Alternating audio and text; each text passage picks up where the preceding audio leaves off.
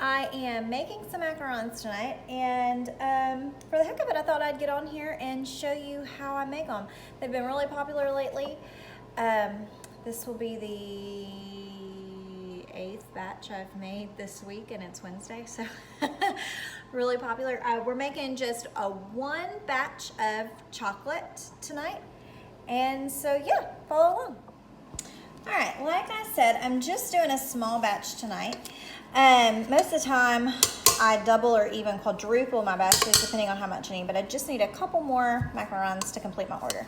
So you always start off with a meringue, and I like my meringue very stiff. Now, meringue is just beaten egg whites with sugar.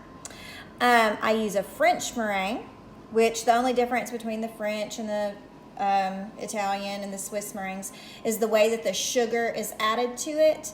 The Italian, you cook the sugar and then pour it into the egg whites. The Swiss, you cook the egg whites and sugar together. The French, you just pour the egg whites in. You just pour the sugar in, excuse me. So I do the French. To me, it's the easiest. It's the recipe that I learned. I used Mimi, Indulge by Mimi's recipe. It was simple. She explains it very well. So if you want to go on there, her website, I believe, is indulgewithmimi.com. All right, I'm going to bang this out. There you go. Oop, that would make my cakes. Just a second. My cakes are done. All right, okay, so those are out the oven. Poor timing on my part. So what I'm going to do next is I'm just going to pour in the almond flour and powdered sugar. And this is the base of the macaron. It is the meringue, almond flour, powdered sugar. Now this, I've already sifted through the almond flour and powdered sugar twice. This one obviously has cocoa powder too because they're chocolate. But I just like to sift it one more time as I'm putting it into the bowl just for kicks and giggles. I'm not gonna put the whole amount in yet. I'm just gonna sift about a third. And what we're gonna do now is called, we're just gonna fold the powdered sugar and the flour mixture into the egg whites. The reason being is we do not want to stir it and get all of the air out. Do you see as I'm folding it over, the egg whites are just kind of flipping right now. It looks like nothing's really being accomplished, but here in just a second, you'll see how it absorbs that powdered sugar and flour. Now, every once in a while, you want to scrape the bottom. Basically, all you're doing is agitating it. I've heard someone describe it as that, kind of like a washing machine. How the washing machine has that agitator in the middle of it. You're just, well, mine doesn't anymore, but they used to. How you're just spinning it around and folding it over, wanting to get all of that mixed in. And once this amount of the powdered sugar and almond flour are incorporated, we're gonna add the rest of it. Getting there. Today is not the best day to be making these because it is raining outside. Typically you want to do this on a sunny day as the humidity can affect the way that the meringue and the cookies set up. I'm just fingers crossed today that I have enough humidity out of the house to get it done. All right, so you see how now after just folding that several times that it is now all incorporated. Okay, so now I'm going to add the rest of it. So I'm going to just bring my sifter back over here, sift in the rest of it like this. Now, if there's any big chunks, you'll notice there's a couple big chunks left at the end. I'm just going to throw those out. We don't want those big chunks to mess up our cookies. All right, and then I'm going to do the same thing until this batch is incorporated, and then we're going to move on to what's called the macaronage. Macaronage. Southern here, not French. Okay, we're getting there. Almost to that point. So you see when all of the flour and sugar are incorporated into that meringue mixture, now we're going to start pushing out the air. And this is what's called the macarons. And again, I can't say that. And this is where the cookies get that classic texture from. So as I push around the edge, notice how you can see a whole bunch of air bubbles. That's what we're trying to get out. We're working it until those air bubbles come out. We're still not stirring it. We're gonna press it against the side of the bowl and then fold it back around, back into that agitation stage. And I'm gonna flip through the bottom. Be sure you scrape the bottom of it. And then I'm gonna keep doing that until I get a certain texture. And it's gonna be like a ribbon lava texture. And I know that's a strange kind of description, but once you see it, you'll know it. And I'll be honest, it took me quite a few times to be able to recognize the stage. So I'm gonna go ahead and show you. I know it's not ready yet, but I can show you how it's kind of flopping down. Right now, we're not quite there. We still need to work some of the air out of it. We're looking for more of like a lava flowing consistency. One of the tricks is if you can make a figure 8 with the batter, with it not breaking off. And then after 30 seconds, when the ribbons kind of melt back into themselves and so they almost become one consistency again, that is when it is ready. So I'm gonna take this, again, it's still a little thick. I can't make that figure 8 yet. I'm gonna keep going. Pressing hard, then scraping.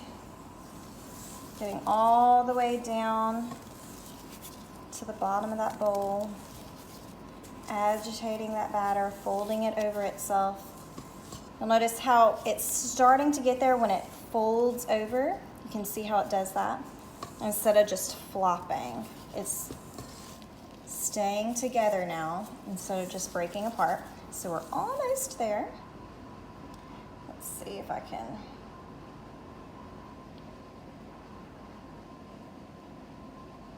Okay. Now I'm gonna let it sit for a few seconds, for about 30 seconds, to see if it will melt back into itself. You'll notice I'm looking at the edges, looking at the edges right through here to see how they'll flow back down. Okay, I can tell it's still kind of too thick because it's not really going any farther. So I'm gonna keep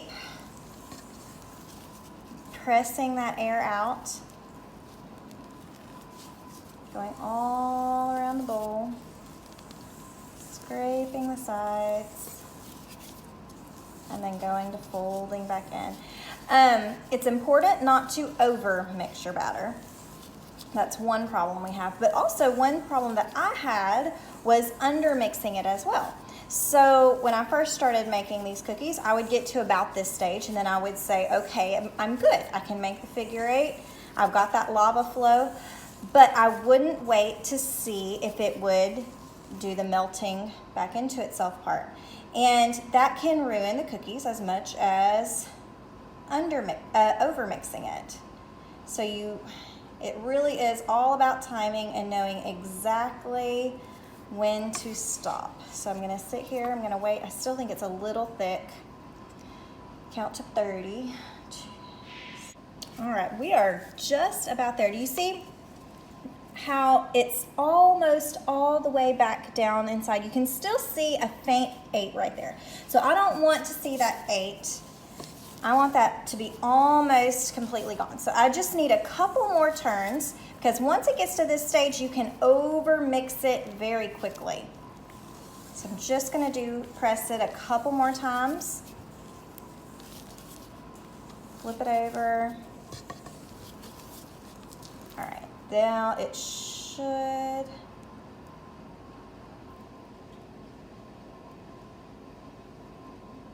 right.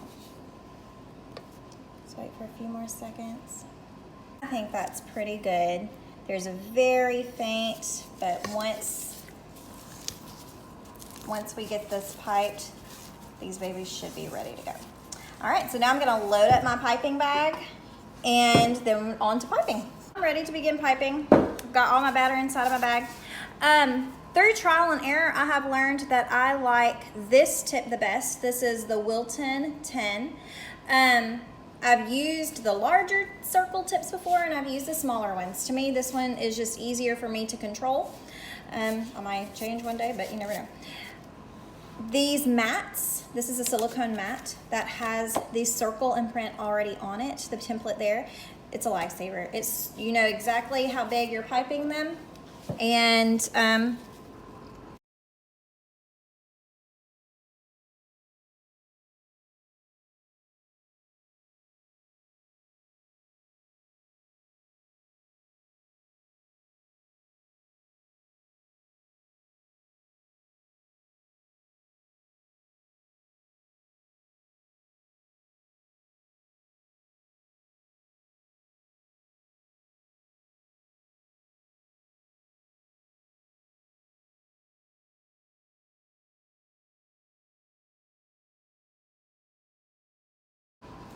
okay.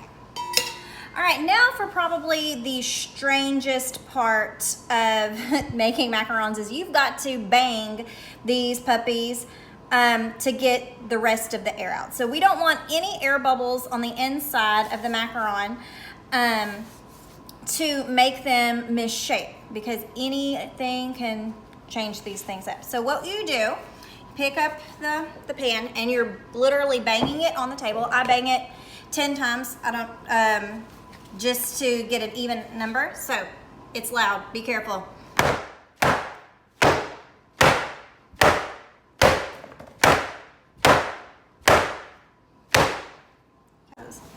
If you want sprinkles on these, this is the time to do it, because right now the batter is wet. What we're gonna do now is sit these out on the countertop for anywhere to 20 to 30 minutes, depending on how warm and humid it is in the kitchen. And our goal is to let these, what we call, skin. That's when the top of them is gonna form a dried coating where I could actually take my finger on, and when I touch it, it would come off clean. So do you see here, when I take my finger, if I press it, let's use one of these. If I press my finger on it right now, you see batter come out. When we dry them, when they skin, they're gonna come off, when you touch it, it'll come off clean. That is to help with the shape of the cookie, to make sure that it has those little feet down at the bottom. So yeah, we're gonna sit and let these skin. Okay friends, it's been about 20 minutes so, and if you can tell, I don't know if you can tell in the video, they have gone from shiny to matte. And they're still a little shiny here, but in person they're more of a matte. And if I take my finger on it and I press into it, it comes out clean. And also you'll see kind of that little indentation. So they have skinned properly, and now it is time to pop them in the oven. I bake them for 20 minutes at 275. Now that has taken me lots and lots of batches to figure it out. All right, so I have just pulled these, not just pulled these out of the oven, I've pulled them out. They baked for about 18 minutes. I think I said 20 earlier, but I checked them at 18 and they were good. So that's why I always check anything you bake or cook, always check it before the time. I am fairly happy with the way these turned out. One or two of them had a little wonky shape to it, but for the most part, I think they came out really good. I got a dozen out of that one batch that I did. So now it's time for my favorite part, which is to fill them. I'm going to be using a fudge ganache filling. And what I have done here, after they've cooled completely, you want them to be completely cool, you will peel them off of the mat and pair them, just kind of pair them up. Even though we use the guide, some of them can still be just a little bit bigger than the others, so pair them up with their right sizes. I match them up just like this to make it easy to fill. And then we go down the line and get my fudge out. I always squeeze the tip out just a little bit so that it doesn't blob out. I'm gonna start right here so that you can see. And I'm gonna put it right in the middle of my macaron and squeeze. We don't want it too much, because we don't want it to squeeze out the end. But then once it's filled, you'll take it and you will press ever so slightly. And looky there, we have a yummy, yummy macaron. All right, fudge chocolate macaron. Okay, I'm gonna fill the rest of these. All right, there you have it, friends. The making of chocolate fudge macarons. I hope you enjoyed it as much as I did. Unfortunately, they are not quite ready to eat yet. They're supposed to mature in the refrigerator for about 24 to 48 hours. That's what will that do is the filling inside will kind of soften up the inside of that cookie, and so the inside will be a chewy, but then this outside shell is still going to have that crunch whenever you bite into it, and it gives it one of its classic textures. But you see this one right here, it's cracked.